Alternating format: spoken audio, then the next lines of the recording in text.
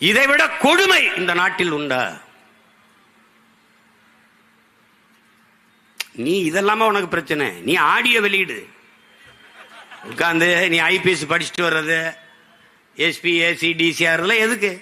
சீமா யார்கிட்ட என்ன பேசுறான், எங்க ஏச்சியை துப்புறான், எங்க இறங்கி ஓரத்தில் நின்று ஒண்ணு கடிக்கிறான். உன் வேலை மயிராடாது, மயிராடா. திடீர்னு இந்த வெண்ணைகளுக்கு காளியம்மா மேல அப்படியே பாசம். ஏன்டா புடுங்கியல அவ போட்டிட்டால மயிலாடுதுறையில போய் நின்று இந்த எழுதி காளியம்மா காளியம்மான்னு வேலை செஞ்சு ஜெயிக்க வச்சிருக்க வேண்டியதானே? ஏய், நாங்க பிசுரும்பா அப்புறம் உசுரும்பா. அது உனக்கு என்ன மசுருக்கு அந்த பிரச்சனை? உனக்கு என்ன பிரச்சனை? உனக்கு என்ன பிரச்சனை? இது என் கட்சி பிரச்சனை. பெத்த தாயில சும்மாருமா வாய் முடிட்டு பேசாம இருக்க மாட்டியா அப்படிங்கிறோம். ஆத்தால பெண் பேச்சே கேட்காதனால தானே இந்த வேலையை செஞ்சுக்கிட்டு இருக்கேன். இல்லைன்னா மீட்டர் இருந்து ஓய்வு பெற்றிருப்பேன், இல்ல வாத்தியாரா போயிருப்பேன் சொந்தக்காரங்க மாதிரி. என்னத்தையாவது பேசுறது ஆடியோ, ஐயோ சீமான ஒழிச்சு போடுவோம் அப்படின்னு. டேய், நீனும் தான் ஒன்னா பேசி பார்த்த. 15 வருஷமா ஒரு பொம்பளை விட்டு பேசி பார்த்த. அதுக்கப்புறம் தான் ஃபேன் ஃபாலோவிங் அதிகமாயிடுச்சு. கேர்ள்ஸ் ரொம்ப ஃபாலோ பண்றது. அப்பா நான் அப்படி போவேன், சலையே சீமாண்டி சீமாண்டின்னு. ஒரு சிடுமுஞ்சி நினைச்சா இவன்ட்டு ரொமான்ஸ் இருக்கு போல் இருக்கா அப்படின்ட்டு. அப்படிதான் என் தம்பி கார்த்திக்கு personal advice as elder. You don't worry, be happy.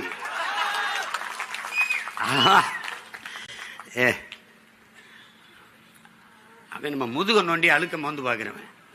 அவன் மோந்து பார்த்துட்டு நீனு ஒரு மோந்து பாரு, நீனு கொஞ்சம் மோந்து பாரு. அயோக்கியப்பு.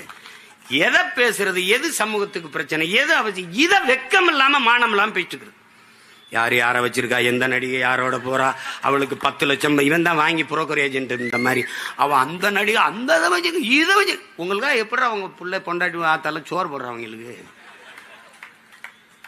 மானம் கட்ட நாய். சி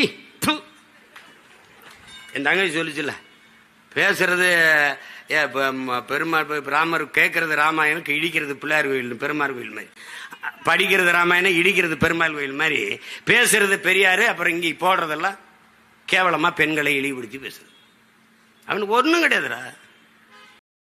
ஏண்டா சீமான் அல்காட் நாய, எடுக்கடா திரும்பி மேடையில் உட்காந்து என்னை பத்தி தப்பு தப்பா என்னையும் திமுகவையும் கோத்துட்டு பேசிட்டு இருக்கிற. தூ அல்காட் நாய, உனக்கு மான மரியாதை கிடையாதாடா? அதான் நீ பேசின ஆடியோ தான் வெளியில வந்துச்ச, அந்த பெங்களூர்காரையை வந்து நான் பேசிக்கிறேன்னு சொல்லிட்டு.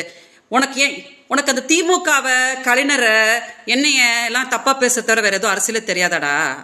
அந்த பொம்பளைய 15 வருஷமா தூ அல்கம் செருப்பு பிஞ்சுடும் சீமான். உனக்கு இதான் கட்டேசி உனக்கு நான் சொல்லிட்டு இருக்கிறேன்.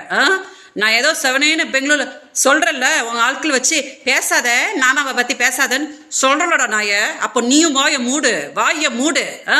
என்னமோ உலகத்துக்கு ஒண்ணுமே தெரியாதுன்ற மாதிரி ஆடாத. நீ இப்போ பிச்சை தான் எடுத்துட்டு இருக்கிற.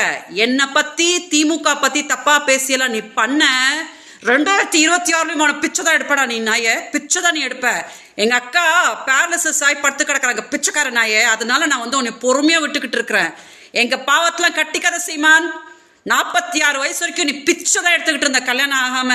நான் தான் வந்து உனக்கு ஒரு வாழ்க்கையை கொடுத்த மறந்துட்டு இன்னைக்கு வந்து நீ மேடையில இந்த பொம்பளையை கூட்டிட்டு வந்து சொர்வ பிஞ்சிடும்டா தொடப்ப கட்ட நாய. நிப்பாட்டிக்கோ, இதோட நிப்பாட்டிக்கோ. இதோ கடைசி விட நான் சொல்லிட்டு இருக்கிறேன். இதுக்கு மேல நீ எதையா பண்ணனா நான் கண்டிப்பா சொல்றேன், பெங்களூர்ல இருந்து என்ன நடக்கணுமோ உனக்கு நடந்துடும் சீமான். ரொம்ப அமைதியா உனக்கு வேற ஏதாவது அரசியல் தெரிஞ்சிச்சுன்னா பிச்சை அதை போய் பண்ணுப்போ. அதை விட்டுட்டு திமுகவை என்னையெல்லாம் இழுத்துக்கிட்டு பொம்பளை கூட்டு வந்தாங்க. அவங்க சொன்னாங்கடா போன வருஷம் வந்து 50,000 ரூபாய் குடும்ப விஜயலட்சுமின்னு சொல்லிட்டு பொழைய தொடப்ப கட்ட நாயே, நீ தானடா வந்த, நான் கொடுக்குறேன் உன் புருஷன் சொல்லிட்டு நீ தானடா வந்த. அப்ப எதுக்கடா வந்து சும்மா திமுகவுக்கு இழுத்து விட்டுட்டு உட்காந்துட்டு இருக்கிற? நல்லா இருக்க மாட்டே சீமான், நீ நல்லாவே இருக்க மாட்ட. நான் சொல்லிட்டேன், பிச்சையிலையும் நீ பரம பிச்சை எடுத்துருவ. நான் சொல்லிட்டேன், அதனால அடங்கிக்கோ. நீ யார்கிட்டயும் அடங்க மாட்ட. அடங்கி நீ யாரும் அடக்க முடியாதுன்னு நினைச்சுக்காத. நீ அப்புறம் அடங்குனா நீ எப்படி ஆயிடும் தெரியுமா? பிச்சைக்கார நாயமா நிக்க வச்சுரும் காலம். அதனால நிப்பாட்டிக்கோ. பெண் சாபத்தை கட்டாத, அதுவும் என்னைய ரொம்ப கிழுக்காதடா. சொடப்ப கட்ட நாயே இழுக்காத. நீ வந்து நான் ரொம்ப கஷ்டத்துல இருக்கிறேன். இப்ப என்னோட வயிற்றுல கட்டினா நல்லாவே இருக்க மாட்டேன். அதனால இதான் கடைசி. இன்னொரு வாட்டி நீ வந்து இந்த பொம்பளை கிம்பளை சொற்ப பிஞ்சிடும்டா பிச்சைக்காரன் நாயே.